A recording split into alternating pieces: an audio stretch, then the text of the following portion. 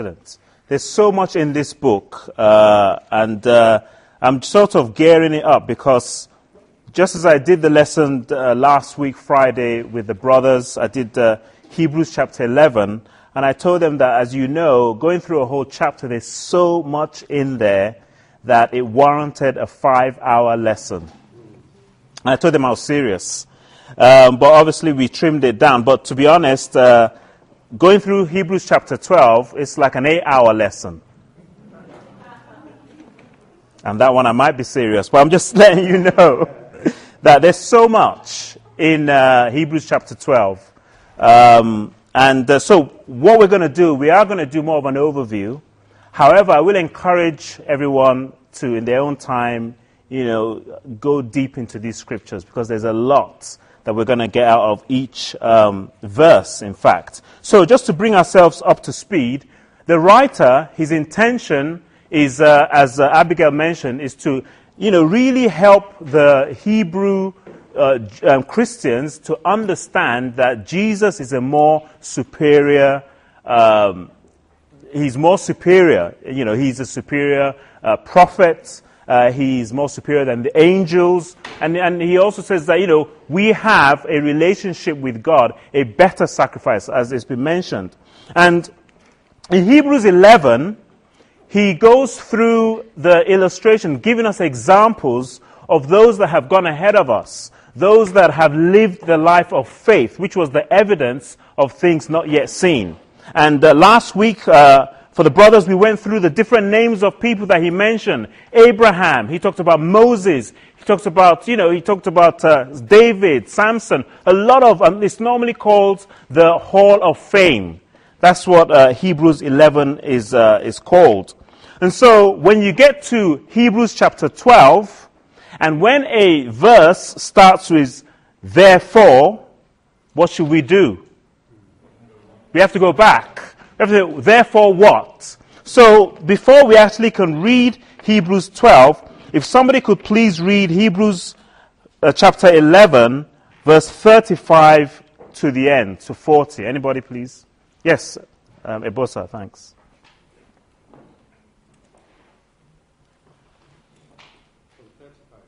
Yeah.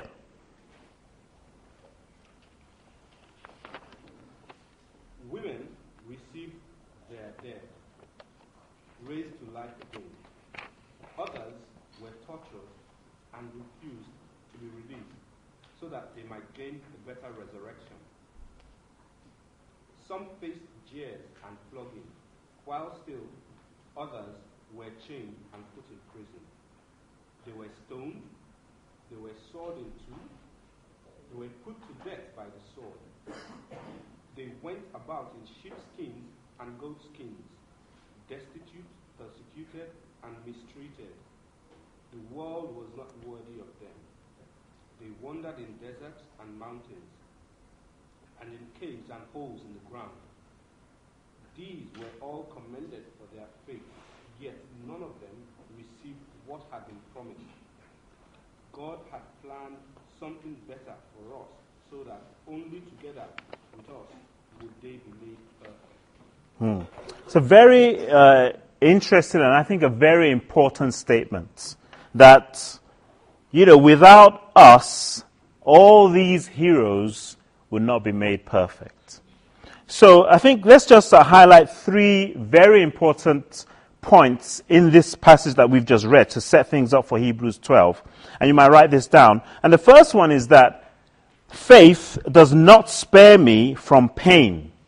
Because you see there, he talks about in verse 35 how women received back their dead. But, and he also then talks about how, some people, they obviously lost their lives in this whole issue of faith. They were flogged. Some were sawn in two. It's like, this is really serious stuff. And at times, we might get the wrong perspective when we become disciples, thinking that everything has to be, okay, why am I going through this pain? And I think it's an important point for us to remind ourselves that faith does not spare us from pain. And the second thing is that some of God's promises will be fulfilled in eternity. As it says there, for them, they didn't see everything that God had promised. They didn't receive it. And the last point, which I think is very important as we set it up, is that we are runners in a historical relay race. And I think understanding that statement is what's going to give us a very better understanding of that statement in verse 40, where it's in verse 39, where it says, "These were all commended for their faith, yet none of them received what has been promised. God had planned something better for us, so that only together with us will they be made perfect." Let's now read Hebrews chapter 12, verses 1 to 3. If somebody could read that for me, please. Anybody? Yes, Rob, thanks. Therefore, since we are surrounded by such a great cloud of witnesses, let us throw off everything that hinders and sin so easily entangles. And let us run with perseverance the race marked out for us, fixing our eyes on Jesus, the pioneer and perfecter of faith. For the joy set before him, and he endured the cross, scorning its shame, and sat down at the right hand of the throne of God. Consider him who endured such opposition from sinners, so that you will not grow weary and lose heart. Okay, thank you very much. Now, those 3 verses is a sermon in itself. So I hope I won't spend too much time on it, but let's look at a few things. Number 1, the summary of these 3 verses will be that the debatable things of life. That there are a few points that this highlights. Number 1 is that remember that you are co-runners, and that these co-runners are watching us. That they're co-runners watching us. And the reason why we've got to remember that is because sometimes when we read this passage about these great cloud of witnesses, I've heard people describe this as more like we have these spectators, the Hall of Fame, the Abrahams and Moses and all that. They're like in the stadium and they're spectators, and we're running the race and they are cheering us on from the stands. But that's actually not what it's saying. What it's saying is that we are co-runners with them. And it's like a relay race.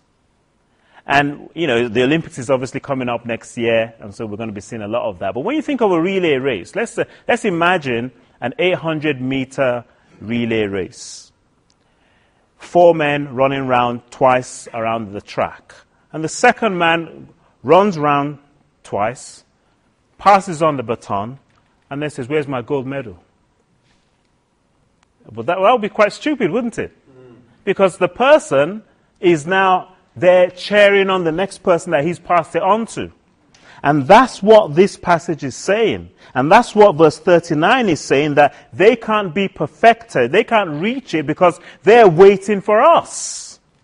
So when it's saying there that we have these cloud of witnesses, they're witnesses because they themselves have experienced God's faith. They've gone through it, they've handed on the baton, and then they're now cheering us on. Say, "Come on, let's all," could you imagine, what happens when somebody passes on the baton? Do they then go to the cloakroom?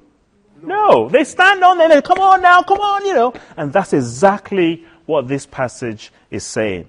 That they want us to complete the race because that's where we all get the gold medal. Very, very important. And the writer highlights this, and I think for us it just really gives us that understanding of how important it is for us to keep the faith. Then he also says, this passage is also highlighting that we need to eliminate what doesn't matter. Because he says there, throwing off everything that hinders. And if you have a New Living Translation, it mentions the weight. If it's a NASB version, it's the encumbrance. And if you look at the Greek word that is used, it is like a burden or heavy mass or weight. But it doesn't only just say weight, it also says and the sin. So there are 2 things. And the first one, which is weight. Weight basically is anything that will slow us down. And if you're running a race, when you see these athletes, in these times, sometimes they used to run naked. And in today's terms, people run, with as much as a light-weighted item as possible so that they can run it very fast. And that's what this passage is illustrating, that we need to throw off, number one, the weight that slows us down, and then number two, the sin. But the interesting thing is that these weights, they're not necessarily sin. They actually could be good things. And sometimes it's the good things that stop us from being great. And in time, sometimes it's the things that would really slow us down. So these things could be relationships. It could be job. It could be any activity that takes more of your time. It could be a sport. It could be, something that is okay to do, but it doesn't really get you closer to God. And I think it's something that we need to be thinking about. What is it that is slowing us down? We live in a very busy world today, and the world is screaming to us to be involved in this, be involved in that, and then you're burnt out. There's a pull on our lives in all directions. And the secret to life is actually to do more with less. Jesus did it. It's the simple 80-20 principle. If you always find out the 20% of anything that works, you focus your energy on that. And that's what this passage is saying, that we need to throw off anything that hinders. Those things that slows us down, we need to throw it off. And then he also mentions the sin. The sin, doing things that we know isn't right. So this could be, giving up temptations, obviously. Throwing away the thought of, I don't need to confess that. The thing that stops us from growing close to God. Also, he mentions running the race that God has set for you. An interesting way of putting it. Not the one that somebody else is planning for you. Not the race that your parents or somebody else is ironing out your life. It's not the one that you set for yourself. Isn't that interesting? It's the race that God set for you. Every time you run a race, if you do run, I don't run the marathon, but I do know that people who run, if they follow the pace of somebody else, at some point they're going to be like, why did I do this? If you're trying to catch up with somebody else, you're trying to run the same way somebody else is running, by now he's here, I ought to be there. You're just going to burn yourself out. You've got to run your own race. And I think it really does push us to seek God so that God can give us our own race. And when we run our own race, He will definitely see us through. Also, this passage is telling us to focus on Jesus, not on circumstances. He says there, let us fix our eyes on Jesus, the author and perfecter of our faith, for the joy that was set before him, who endured the cross, scorning the shame. We don't look at the problems, we look at the problem solver. He also mentions that we should endure the pain for the sake of the reward. There's an article I wrote one time about motives. And it was interesting to find out that even Jesus was motivated by the joy of being with his Father in heaven. Because when you're motivated with the reward, you can overcome the pain. And when you look at the scriptures, you find out that Paul did that also. For he said that I'll beat my body like a slave.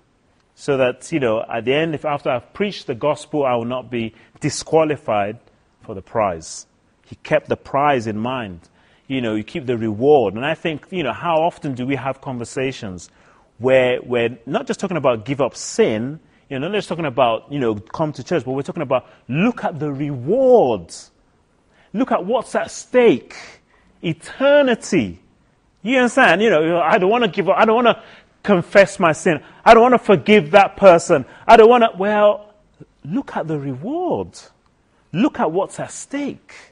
There's so many things that God has blessed us with that at times we forget that the reward is huge.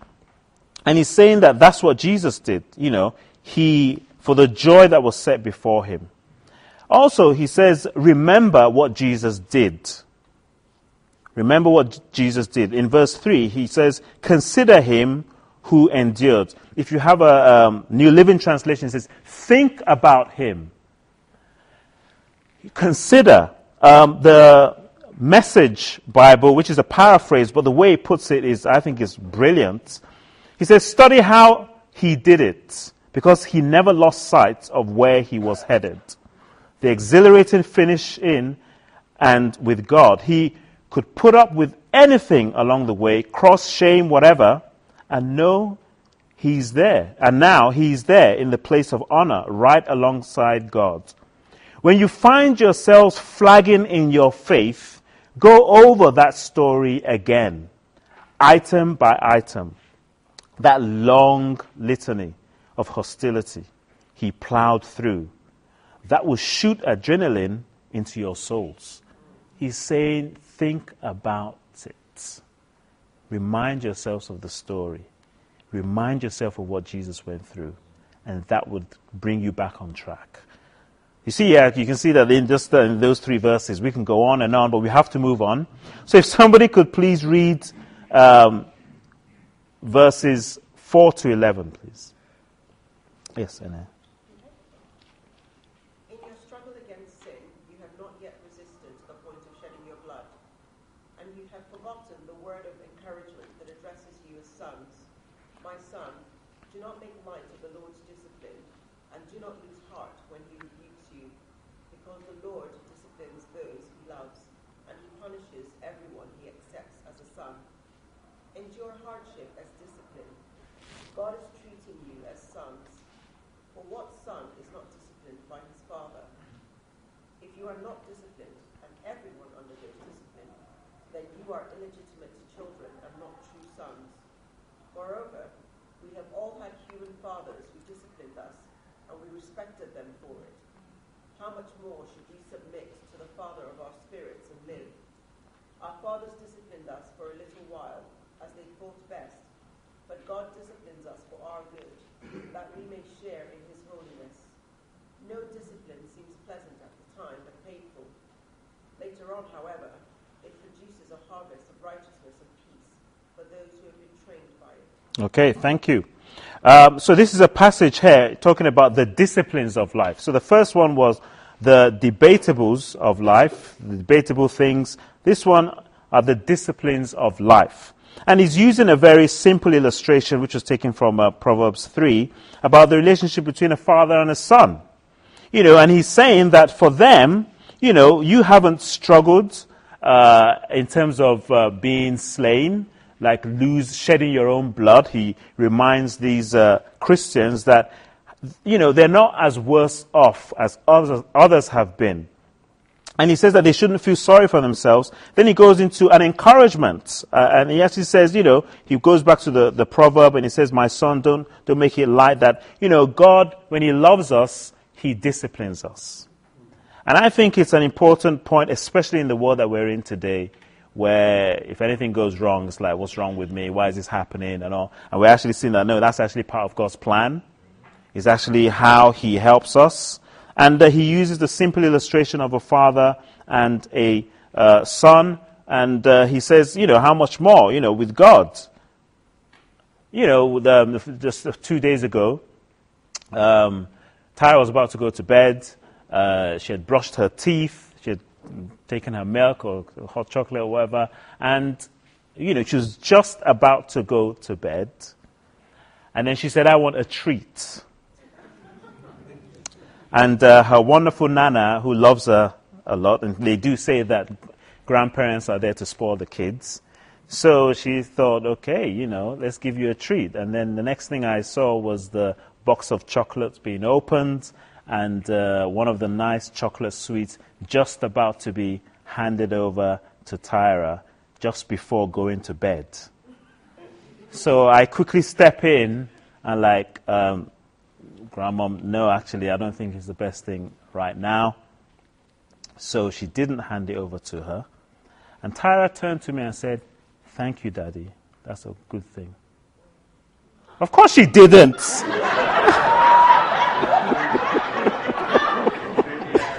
for the next 10, 15 minutes, you know, she was crying, she was wailing, she was, you know, like, you know, and we know that that's just the beginning of what to look forward to.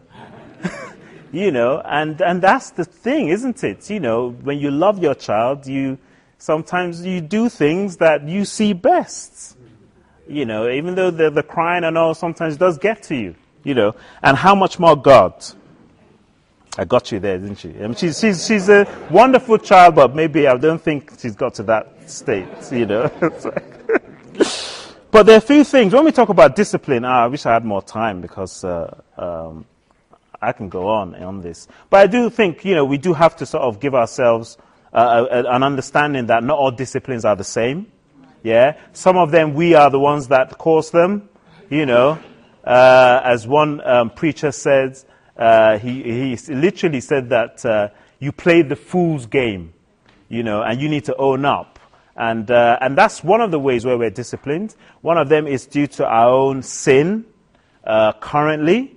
Sometimes it's due to our own past sin that is still affecting us, and that's why we're going through the pain of that. But there is a God's love does come through, and it says there that, you know, what he's saying is that through God's discipline, that's actually how we get mature. And the moment we can see things from that perspective, where we will embrace it a lot more. That if we want to grow, if we want to change, God will take us through some hardships, some, you know, times where we have to be more self-controlled. And then, you know, at the end, when we look back, we do sort of rejoice because we think, okay, now I understand why I went through that, and I've changed as a result of that. So let's, if somebody could please read from verse 12 to verse, let me just see here. Verse 12 to 17, please. Anybody? Yes. Charles at the back, thank you.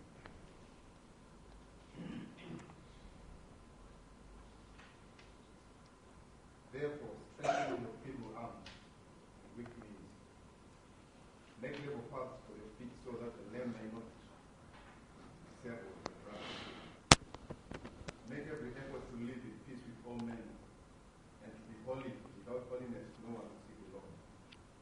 See to it that no one misses the grace of God and that no bitter root grows up to cause trouble and defile many.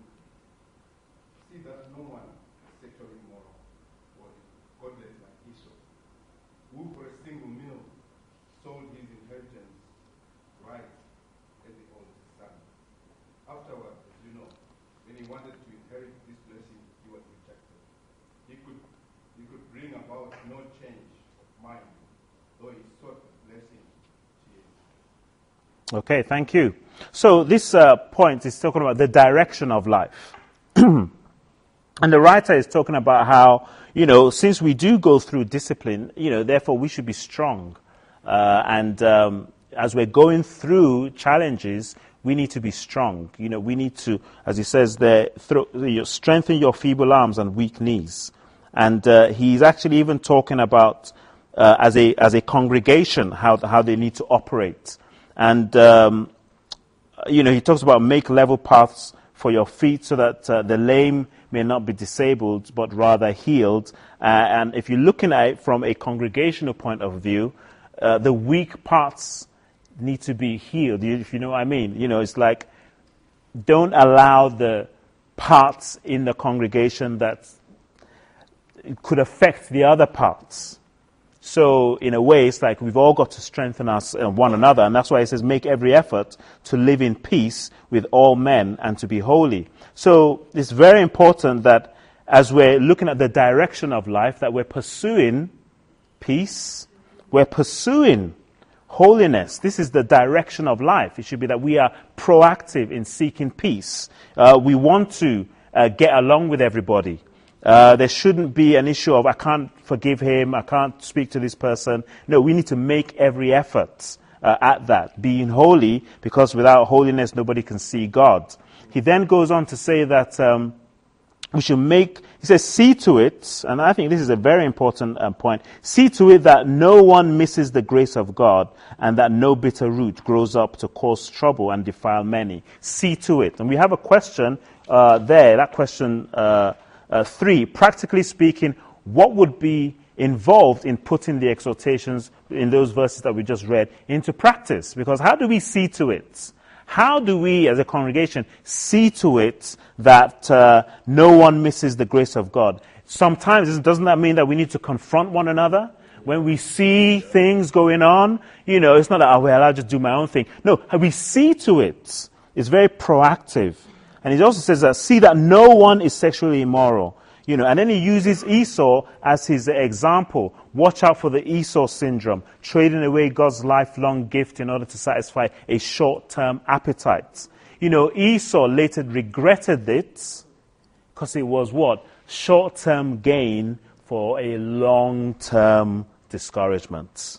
And that's his point there, because he says he could bring about no change of mind, though he sought the blessing with tears. He couldn't change the situation. How much more? Do we go for the quick fix, or do we look at things from eternity?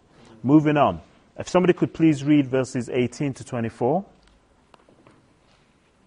Yes, Sarah, thank you.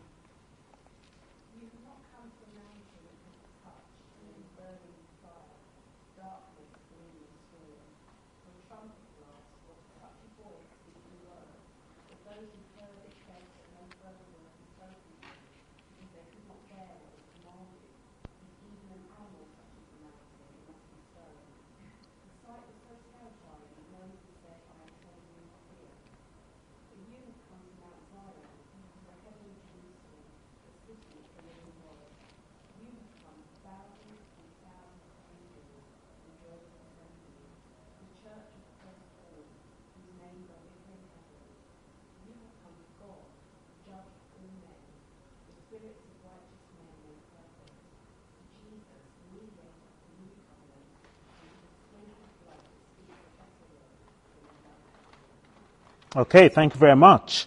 So this point here, the writer is now telling them that, look, you haven't come to Mount Sinai in the situation of the Old Testament. And if you read that in Exodus and Deuteronomy, it was a terrible, scary thing. This was, it's like they heard the voice of God and they trembled. And he's talking about how, we are going to Mount Zion, which is the gracious God. We don't have to be like those in the Old Testament where they had to follow the laws and everything like that. But what we're looking at is something even far more wonderful than that. And just as it was mentioned, that we have this incredible eternity to look forward to. That's what we've come to. And he's saying there that, even just because of that, he says what he's illustrating is that this is a better covenant. What we have to look forward to there. He talks about, but you have come to Mount Zion, to the heavenly Jerusalem. It is not a earthly city. This is a spiritual city. We're thousands upon thousands of angels. This is what we should be looking forward to. And then he talks about, you have come to the judge of all men, the spirits of righteous men made perfect, to Jesus the mediator. And he talks about Abel. And there's a song that we sing that says, Abel's blood for vengeance pleaded to the skies, but the blood of Jesus for our pardon cries. And while Abel was crying for vengeance through the blood of Jesus, he's crying for a pardon. The difference there is incredible, isn't it? And so therefore, how do we respond? And that's where we can now understand the last few verses. I'll just read that, verse 25. He says, so see to it that you do not refuse him who speaks. If they did not escape when they refused him who warned them on earth, how much less will we? If we turn away from him who warns us from heaven. At that time, his voice shook the earth, but now he has promised, once more I will shake not only the earth, but also the heavens. The words once more indicate the removing of what can be shaken, that is, created things, so that what cannot be shaken may remain. Therefore, since we are receiving a kingdom that cannot be shaken, let us be thankful and so worship God acceptably with reverence and awe, for our God is a consuming fire. He's saying here, look, don't turn a deaf ear to these gracious gifts that God has given to us. If those in the Old Testament saw the terrible God, the fearful God, they heard his voice and they rebelled, they didn't get away with it, how much more us that have a heavenly warning? So he's saying there, not only should we listen, but how we respond. Because it's through grace, we should be grateful. We should be thankful. And not only that, at the same time, we should at the same time really understand that we are serving an awesome God, a fearful God. You know, a God that we should fear, a God that we should reverence, a God that we should worship. And so this, the writer here is really trying to plead with the Hebrew Christians so that they can really realign their perspective to really understand who God is and how we should run this race. So we're going to, in a short while, discuss on some 4 questions, but just to sort of summarize, what we've looked at in this chapter are the debatable things of life. You know, the debatable things of life reminds us to choose only what will draw us closer to Jesus. That's why it says, fix your eyes on Jesus. Then we looked at the disciplines of life. And the disciplines of life is what helps us become mature disciples of Jesus. So whenever we're going through discipline, if we see it as this is going to help me mature, to grow, then we can accept it. Then we looked at the direction of life. That the direction of life is peace. He said, pursue it, make every effort, holiness, faithfulness, short-term sacrifice for long-term gain. Then he talked about the drive of life. The drive of life is being grateful for the gracious acts of God and his eternal heavenly reward that's waiting for us. And then finally, he highlights what I will call the duty of life. The duty of life is to be thankful, to respond in worship, and to have a healthy fear and reverence for God. So let's answer these questions. There are 4 questions with some sub-questions, but we've written these questions so that it can really get deep, rather than just, what was the passage saying? The questions have been written where we get to share about our own lives as well. So I really do hope that it helps. And then just a few minutes to 9, we'll wrap it up with some announcements. Thank you.